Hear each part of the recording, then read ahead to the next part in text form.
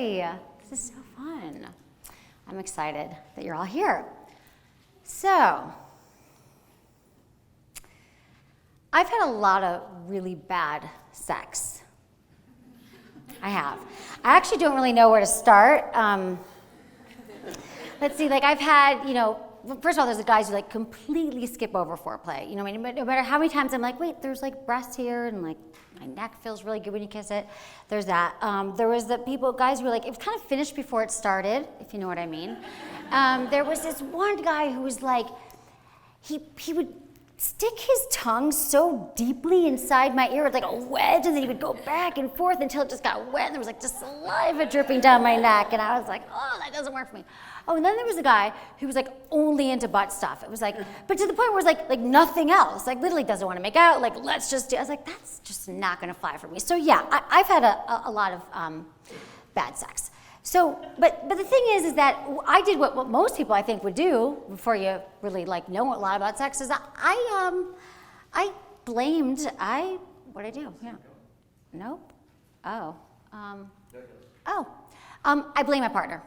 Obviously, it was their fault completely, because I actually used to believe when I first started having sex that men were all shipped off to some like secret school where they learned everything about women. They learned how to please women. They were like, like they had like pop quizzes on the clitoris, and like their final exam was all about the vulva. Because I know that I did not come with an instruction manual. Like I never saw it. So I'm like, they must have the keys to all of my pleasure, because like I was not having great sex. And so I really wanted to have great sex. I wanted to have great sex, so like I really did. And here's the other problem is that, and not like it was all bad, but there was a lot of bad stuff. I had friends who were always saying, I had the best sex of my life last night. Do you remember those friends? Like, oh my God, last night was amazing. It was the best I ever had. Men and women, they're like, oh, it was the best sex. It was so great. It was so great. And I thought, I want to have great sex. Like life seemed too short for bad sex, and it really wasn't working for me, clearly, at all. And maybe I'm a bit of an overachiever. I think I kind of am in a way. And I was like, well, I just want to have I want to have amazing sex. I want to be able to like say that I can have amazing sex. And so what happened is I actually, that's how my podcast started, is that I thought, I want to have great sex. I want to learn how to have great sex. And so I actually invited a bunch of friends over to my house, like married, gay, straight, single, dating on Craigslist. This was like 12 years ago. And I was in San Francisco, and I grabbed like a handheld recorder, and I'm like, talk to me. Tell me the secrets. Like what does great sex mean to you? How do you stay in a long-term relationship and have amazing sex? And that's kind of how my podcast started. I just kind of posted on iTunes 2005. I was like, we all learn from each other's stories. Let's have great sex. And so after 12 years, so a lot of what I do is I do a podcast and I write and talk about sex, but I realized that I get hundreds of questions a week. It's fun, actually. Everyone's questions. And we're doing Q&A after. Do you all know that? I'm here. We can talk. We can chat. And it feels like a lot of the questions boil down to communication. Like we just don't know how to talk about sex. Like not only don't we know how to have sex, so that's what we're talking about today. Communication is lubrication. And 2, is that what you do? No. Oh, there we go. I'm really impatient too. Okay. And you guys, here's the thing. We are, I don't know, did you guys have good sex education? Like I learned nothing about sex ed. So not only do we not learn how to have sex, the only thing I remember about sex ed was some guy raised his hand. He's like, can you have sex underwater? And that was the question, that was it. And I don't remember the answer, but now I know. You can, obviously you can have sex underwater, but you can also get pregnant underwater, just FYI. Something to know that. I know there's a lot of hot tubs here, so use protection of that. But so having sex, there's no information, and then communicating about sex is a whole other deal, because what happens is it's so uncomfortable. We're not comfortable talking about it, having it. It's like the whole gamut. And what happens is that the reason why we're not comfortable, there's a lot of reasons. We've got shame around it. We don't know our bodies. We don't know what to ask for. But when a lot of times in relationships, one of the things I talk about on my show is that we need to prioritize our sex life. Like we just start talking about it right when you're having sex. Like ask for what you want. Tell them that you just, can you just butt later? Like maybe you can go down on me right now for 20, 25 minutes, an hour. We should start talking about it, like right now at the beginning, because it's never worked in the beginning. You know why? That's like the honeymoon phase, which is like a real thing. It's science, it's biology, it's proven that the first 6 months to like 2 years of every relationship is when it's amazing. You've got the dopamine, you've got the oxytocin, you've got all those love, feel-good chemicals working for you, and things feel great. And then there's a dive. You experience like the dive, and you're like, sex isn't as great as anymore. Like sex, we used to make out all the time. We had sex 3 times a day, and now we never have sex anymore. And then you got to talk about it. You're like, I don't really know what to say. I kind of just want to get back to how it was, but it's not there anymore. And then we put the sex on the back burner, and then we don't talk about it, and it just becomes really confusing to all of us, I think. And so what I'm going to talk about today, there's a few things we're going to talk about, is that there's a whole thing. When we want to talk about sex, I think the problem is that it starts with ourselves. So do you guys ever have those experiences where you're with someone and they're like, how's that feel? Like, you're fooling around, they're like, how's that feel? And you're like, good, everything feels great. I love what you're doing. And like, well, what else do you want? You're like, oh no, this is perfect. I love everything you're doing. It's so good. And it's because I think that a lot of us, or at least I didn't know this until I started my show, that it starts with us. Like, we need to take the time to understand our bodies. How do we do that? Masturbation. It's like my favorite topic. It's good for you. I don't know. I feel like this is like a masturbatory crowd. Is that a word? Like, I feel like you guys are down, probably. I mean, you all just like came back from you, like, right? Like, you're in your bodies right now. I don't know. I'm just saying, like, and again, a lot of us have issues around, I don't know if you still have issues around masturbation, but let me just say this. Let me slow down. I need a deep breath. Have you guys breathed? Take a deep breath. Let's take a breath together. I was excited. Okay, hold on. Okay, this is how I slow down. So there's a lot of benefits to masturbation. So the more you actually masturbate, the more you want to have sex. So it enhances your libido. It's really good for your skin. That's actually true. It helps you with PMS, relieves cramps. For guys, do you know that when you masturbate, and I always feel like guys are like, oh yeah, I got the masturbation down. But do you know that actually when you masturbate, it's actually good for ejaculatory control. So if you like get there before you want to, it really helps you out. And also prostate, healthy prostate. So there's a lot of reasons why you should masturbate. Here's that. Oh wait, did I just go back? So hold on, we're gonna find this. So yeah, the more you do it, the more you want it. I promise. It's this kind of thing where it's also a huge stress reliever. So yeah, it's amazing. It's good for you. So this is what I want to say is, so we're here at Wanderlust, and hopefully you're all finding your true north. You guys all been lots of yoga? You're all coming from yoga. I'm totally gonna go to yoga after this or tomorrow. I've been working on this thing. So the thing is that, so you guys go to yoga, you've done yoga, maybe it's your first class. If you can remember back to when you started, maybe you were a beginner with yoga, and you walked in and you saw the teacher, right? The teacher standing in front of the class, and you learned, you're like, I'm on this journey. I understand that yoga is a journey, and I'm gonna become mindful, and I'm gonna become really present. And then you watch the teacher, and they're doing some like crow or some kind of pose, and you're like, it's okay, I'm not there now. Like, go at your own pace. I'll get there one day, right? They're setting examples from you, and you're like mindful about it. You're like, I understand that. And I'm going to say, so that's kind of what we're all here. And I'm going to ask you guys now to add something else to your mindfulness practice. Because I've done a lot of meditation and yoga, and they're like, be mindful when you're eating. Be mindful when you're washing the dishes. If you guys ever done any of these kind of mindful, you're like, every day I'm going to be mindful when I brush my teeth. So you kind of build on your mindfulness. It's like a practice in the mindfulness world. So I'm going to ask you all to become mindful masturbators now. Because why not? What does that mean? So a lot of us do masturbate, and we just kind of like knock it out, right? We're like, I know this. And that's fine. Like, I'm just glad that you're doing it. Really, like, as long as you're, because some people are like, oh, like, it's almost like sex, because you've probably been in relationships where you have sex, you're like, I don't want sex anymore, or you're with your partner, and then you finally do it, you're like, that wasn't so bad, you know? It's like, sometimes like the hardest thing I think about having sex is that when we don't want it, it reminds me of going to the gym, or when you haven't gone to yoga for a while, or anything, and you're like, you know what?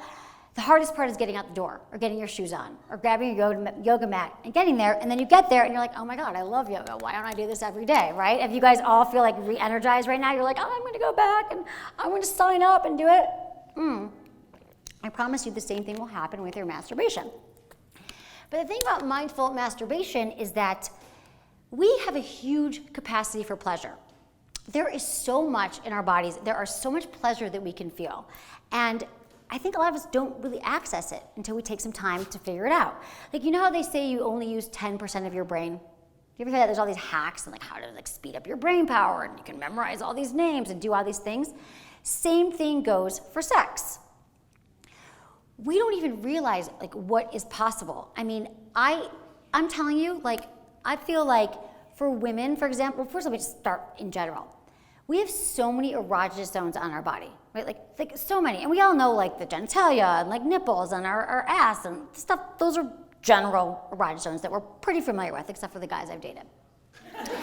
and so we're familiar, but when you mindfully masturbate, you discover that and you slow it down, and you're taking mental notes, and you're thinking, where else can I make myself feel good? You might realize that like one day you like touch the back of your knee when you're masturbating, and you're like, oh my God. Like what if you're on your back up. Let's say you touch the back of your knee and you're on your deathbed, for example. Let's say, which is sad, I know, but you're on your deathbed, you're like, oh my God, that felt amazing. I just had multiple orgasms. Well, wouldn't that be sad if it was on your deathbed and you didn't figure it out now? So what I'm saying is there's so much, like for women, like I think you can figure out how to, I know for myself, like you can have multiple orgasms. I actually had never had a multiple orgasm until I actually spent the time doing the work, doing the exploration. I mean, it's actually the best homework. It isn't like I'm trying to say this is something else that you gotta do. It's actually really fun homework. Because people at my show, I'm always saying you gotta masturbate. Like, I don't wanna be another item on your to-do list. But for example, for women, nipple orgasms. Anyone have nipple orgasms? We're gonna get really comfortable here after, because we're gonna ask questions, I promise. Okay, so nipple orgasms are really common for women, and a lot of women don't have them, but it's not because they're so challenging or they're so hard. It's actually because we just don't take the time, and I think a lot of times we don't even know that we might like, yeah, it feels good when a guy touches me, but usually they just go down to my like vagina and do something, my vulva and do something. So did you know that the same regions, it's the same, when you stimulate your clitoris and your nipples, it actually sends it's the same sensations, it sends the same part of your brain gets those sensations. So your nipples, clitoris speaks to the same regions in your brain that feels that pleasure. So, hey, you might masturbate, have a nipple orgasm, have multiple orgasms. This is where you're gonna do your work. And for guys, so that's like a two-handed thing. So for guys, like I said, I assume the guys masturbate, but do you ever try like mixing up your masturbation? So I feel like I sell things on my show. So I talk a lot about toys on my show. And I mean, for women, that's another thing. If you guys have questions, you get like 25 pounds delivered to my office a week, which is why Katie likes me, because I'm her neighbor and where's Katie? She comes by and I give her toys. But guys, there's a toy. There's not as many toys for men. I mean, we're working on that, but there's like a fleshlight, for example. You guys ever heard of a fleshlight? It's like a male masturbation sleeve. And guys are like, I've got my hand. What else do I need? You know? And it's like, it just feels different. It's something that it's different and you can use it. I'm not saying you have to go buy a fleshlight, but for men, what if one time, instead of just using one hand, you use two hands and you put it like, you play with your balls. You're like, oh, it's super sensitive, or your perineum, and you're like, had this intense orgasm. Because I used to think that men were really familiar, like more familiar than women with their genitalia, their body parts, like their vulva. Like women are like, yeah, like they don't want to look in the mirror at their, like, which you should. That's a whole nother course. But for men, I'm like, they could for sure pick their penis out of a lineup. Like if there was all these penises, you guys know your penis. And then I actually did it like a survey with some of my guy friends, like, oh, I don't know if I could. Like, I don't know. I'm like, but you're looking at it. Guys are obsessed with their penises. I'm like, no, I don't know. I mean, I look at it from one angle, you know what I'm saying? So I'm just saying, so when you're doing this, you know, you could like, oh, sorry, I'm like, well, here's my kneegasm. Wait, okay, kneegasm, that was my kneegasm joke. So I think, it wasn't really a joke, but no, it's true though. Like these are the things you have to learn. So, okay, so making practice through this, you're gonna start taking mental notes. This is gonna be part of your communication. You're gonna start to build on it. You're gonna be like, you know, you can watch porn for inspiration. You can, you know, there's a lot of things you can do. I actually am a huge fan of procrastination. So I'm a really big procrastinator. I just put this PowerPoint together recently, like 10 minutes ago now. But procrastinating is amazing because, like I said, usually when we're procrastinating about something, it's because we're under a lot of stress.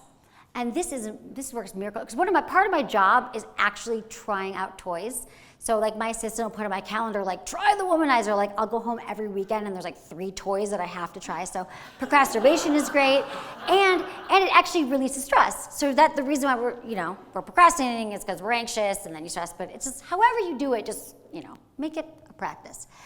So one day I was masturbating, and I was, there I was, just sitting home masturbating like I often do. And even sometimes how I do it, even though it's my job sometimes, I'm like, oh, really? And then I always feel better.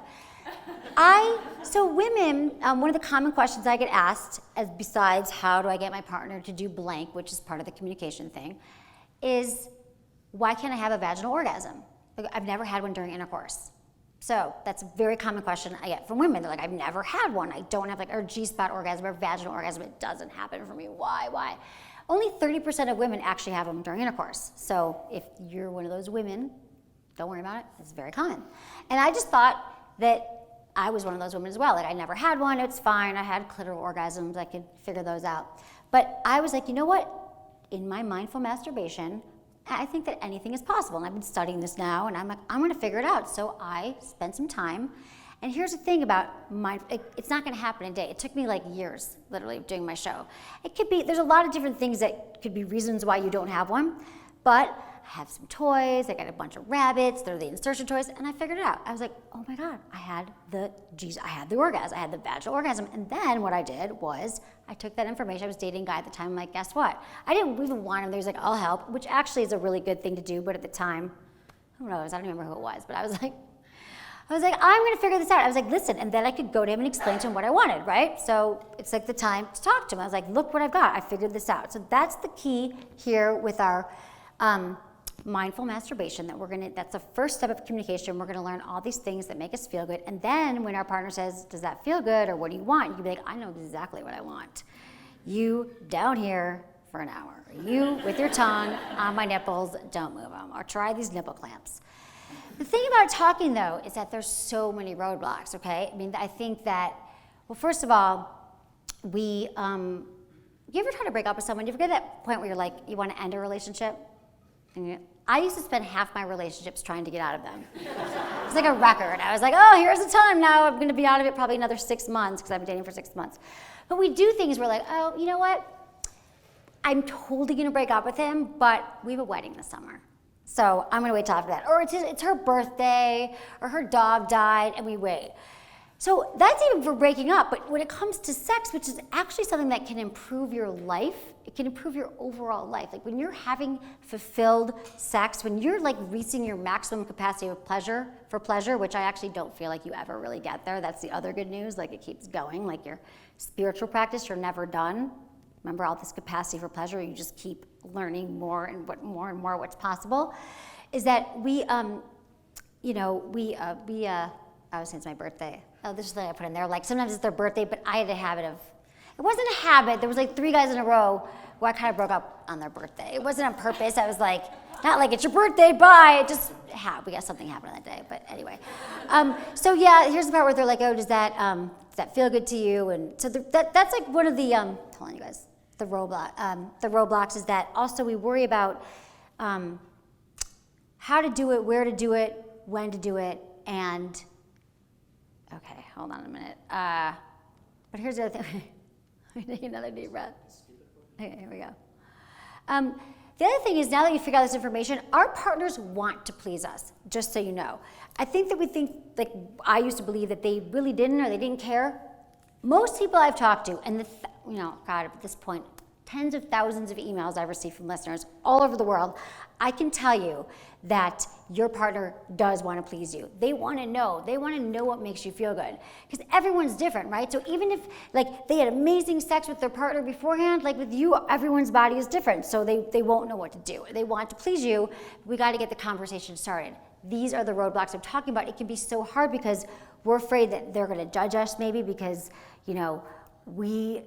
maybe I know too much about my body, like there's a stigma, maybe he's gonna think I'm slutty, or maybe, he won't want what I like, or he's gonna judge because I have a certain fantasy. But you just gotta get the conversation started, because once you start it, and I'm telling you, people ask me this too, they're like, well, when should I have the conversation? I'm like, as soon as you want to, as soon as something comes up.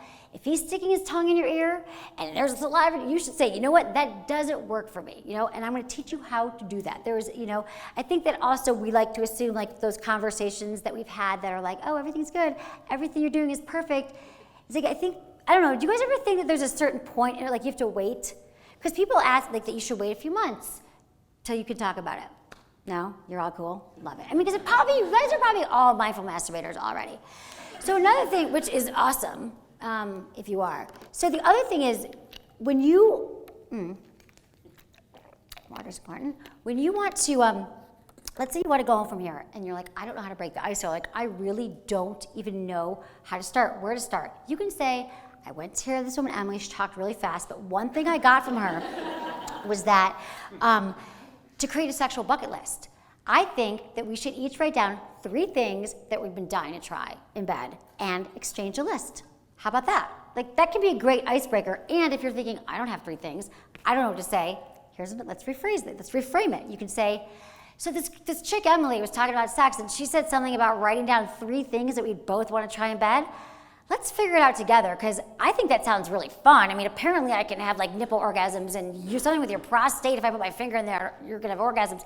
Let's figure this out together. So that could be a great inspiration for you. You could also, the other thing is that people listen to my podcast all the time. Again, I've done like 5,000 episodes, and when it started, it was very just general around the kitchen table. But a lot of couples listen together, and they're like, then they don't even have to talk. They're like, well, Emily says we should do this, or Emily says we should do that. And it's like, blame me. But it is, you guys can think it's just so, and then once you start talking, you won't need me anymore. You'll be like, oh yeah, this is what we're doing. But it becomes part of your dialogue. I mean, it becomes part of your relationship. Because again, I think when we're in a relationship, when you're in a really deep, intimate relationship, we talk about everything. We talk about almost everything but sex, right? Spirituality. We prioritize our health. We decide if we're going to live in the city or the country. We decide how we want to raise our children, if we're going to have kids, where we're going to get married. But we never, very rarely, talk about sex. Or if we do, because this surprises me. People tell me, yeah, like 6 months ago, or after we had the baby, we talked about it twice, or there was something. But I'm telling you, it should be just as frequent as when it comes up, and in a way that's not like, oh God, the sex talk again, really? Do we have to have it? We're gonna make it positive and fun. It's gonna be like, you're gonna get just excited talking about sex as you are talking about what's for dinner, if I do my job. So here's one way to do it. Compliment sandwich. This is one of my favorite tools, and you can do this with lots of different kinds of feedback, but with sex feedback, it's great because our egos are so delicate, and that's the other one of the roadblocks. I think that we're so concerned about hurting our partner. We've all been hurt, right? Someone says one thing to you, like, you're a bad kisser, or can you shave down there, or are you in, or something like that. I don't know, like, people just do things in so many different ways that it can be damaging, and it's delicate. That it's another reason why we avoid it altogether. We're like, you know what? I'm going to say it wrong, or it's going to be painful, or I definitely don't want to hear what I'm doing wrong in bed, so we're not going to talk about it. So the compliment sandwich. You start with something that's really great, that's going really well in your relationship, something sexual that you love, and then you build on it, and you make a suggestion. So for example, I keep thinking about when we were fooling around last week, and it was so hot, the way you were like playing with my breasts and my nipple, what you were doing there felt great. And I just learned about these nipple orgasms. I'd really like to have one.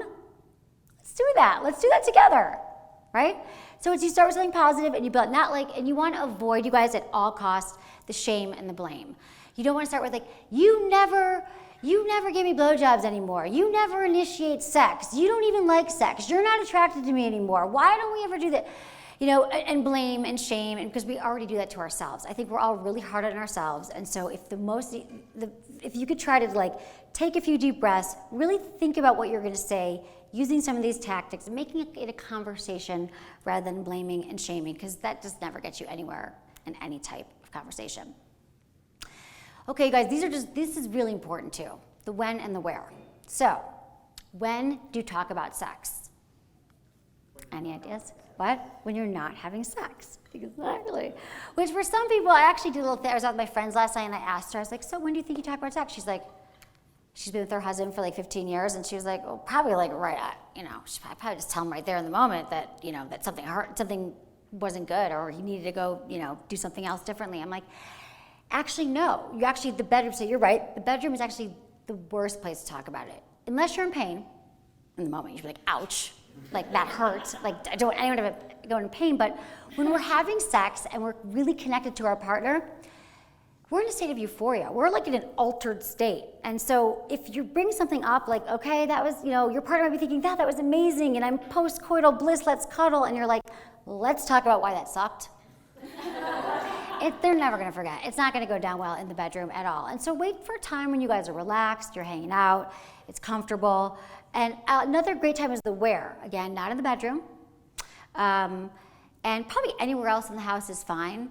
And I know that's weird because you're like, well, when we're cooking, like we talk about in the kitchen, and we're watching TV, we're gonna turn on our Netflix show, we're in the living room, but just like avoid the bedroom. A great time to have the conversation, I think, one of my favorite tips is when you're on a road trip or when you're in the car. It doesn't matter where you're going, but this is why it's good.